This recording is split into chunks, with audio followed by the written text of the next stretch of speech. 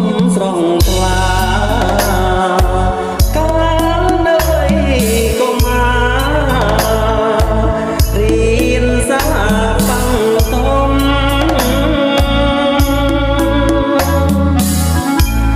អង្គសាំង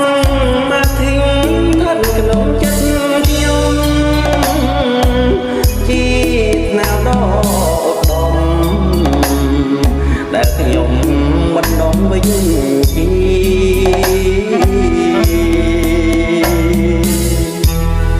ពីមុនសាលានៅចាំងត្រត់ត្រមក្នុងគ្មានដីក្រហមខ្សាច់សុខសុខតែត្រី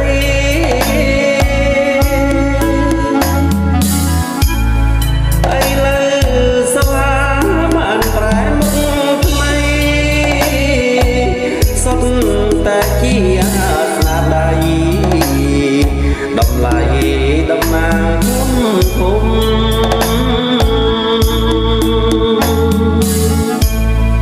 កូនអើយកូ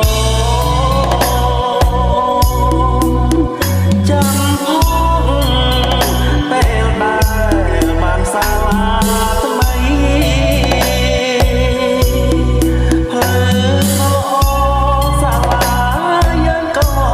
មានអនាម័យឆ្នាំ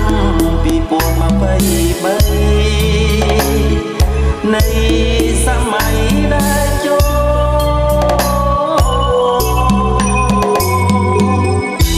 ខ្ញុំសូមអរគុណតំណាងភូមិឃុំបានធ្វើឲ្យពួកខ្ញុំបានសុខដុមរមនា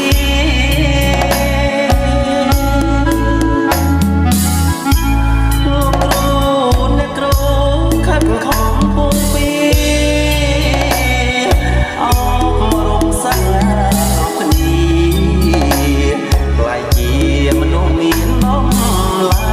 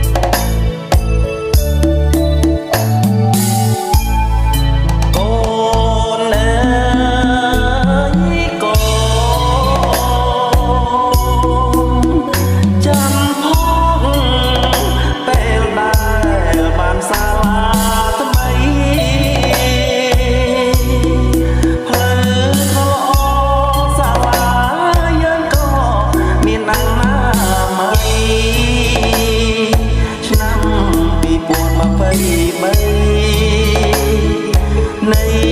សម័យដែល